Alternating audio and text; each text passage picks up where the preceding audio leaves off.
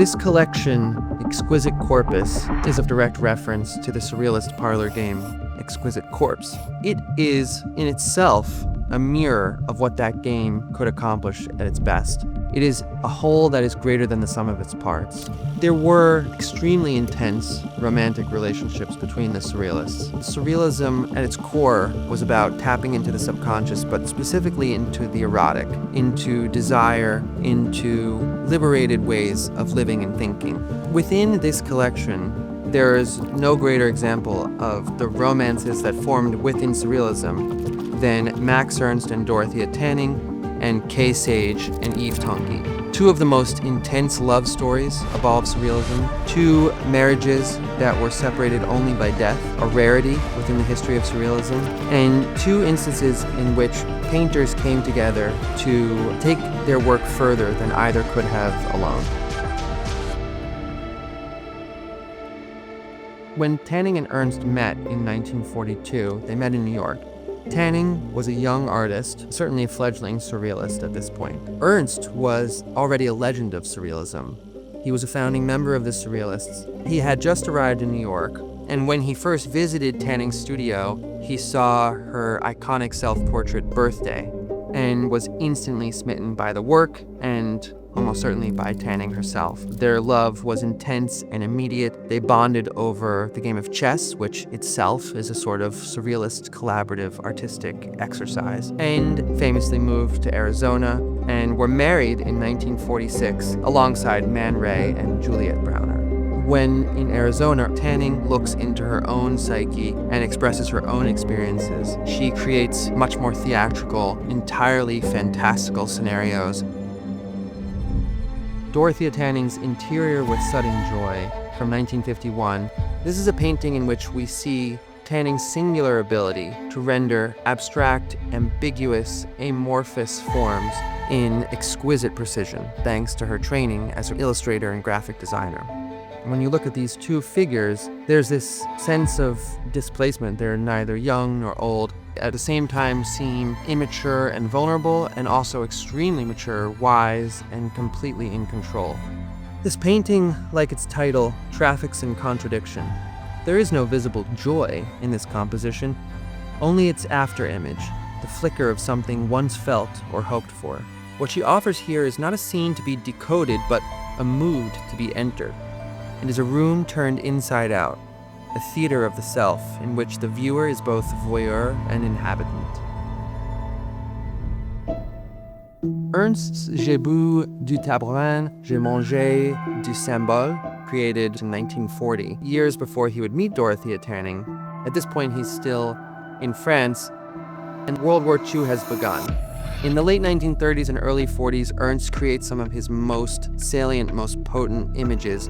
And in many cases, as we see here, they're populated by these horrifying, ominous, portentous monsters. It's one of the most anxious and difficult times in his life. He had been imprisoned by the Nazis as a degenerate artist, and it's only through the intervention of Peggy Guggenheim, who he would eventually marry, that he's able to get out of prison and make his way to the United States. The byproduct of that is that he has to leave behind Leonora Carrington, who was his lover at the time, and she suffers horribly in Spain in a mental institution, abandoned by Ernst. In this particular painting, the horse was famously Leonora Carrington's avatar, this sort of monster, gesturing, reaching out to a bird figure, which is almost hidden in the sky at upper left. And the bird, or Lop Lop, is Max Ernst.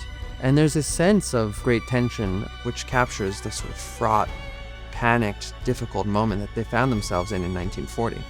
What Tanning and Ernst have in common is this idea of fantasy, of this alternate reality.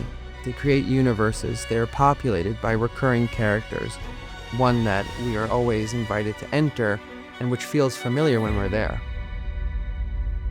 Kay Sage and Yves Tanguy met in 1938, and Tanguy became immediately enchanted with her phantasmagoric landscapes. They equally captured the attention of André Breton, the often named Pope of Surrealism, who expressed surprise upon discovering that a woman had created such works whose monolithic, looming forms marked a strident departure from the biomorphic imagery of other surrealists, Tanguy in particular. By virtue of her own artistic prowess, Sage swiftly moved from the periphery of the Surrealist movement to its center. The two Kay Sage paintings in this collection both come from the early 1950s, when Kay Sage was at the height of her powers.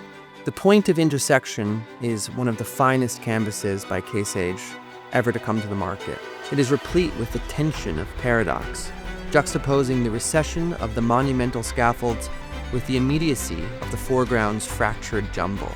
It's devoid of any kind of presence, with the exception perhaps of these draperies, which give the only elements of softness. It's the closest that you come to any kind of humanity. The Point of Intersection dates to the apex of Kay Sage's output, just prior to the death of Yves Tanguy in 1955. Tanguy's death was a moment that marked an irrevocable rupture in her production. She and Tanguy had been so inseparable, so intensely in love, really obsessed with each other, that eventually the grief would lead her to take her own life. In Detour, which is an interesting painting because it's actually painted after the death of Yves Tanguy, you see a slightly different relationship to space. There's this obvious tunnel that's being created with something at the end of it, conjuring of a blue sky, one with puffy white clouds, something almost never seen in any of Kay Sage's paintings previously, and which gives this sense of optimism and the idea of a literal light at the end of the tunnel. Or perhaps something slightly more sinister, as it would only be a few years before she ended up taking her own life. Ce Matin is painted in 1951, while Tanguy is in Woodbury, Connecticut, married to Kay Sage, in my opinion, producing some of his most interesting work. He injects more color, more dimensionality, more shadow and form into his paintings. I love this painting because it showcases both his love of form as well as texture. He uses a variety of techniques to actually change and alter the surface of the canvas here, whether it's this very sort of high gloss, disguised brushstroke, or this textured, gritty spritz technique.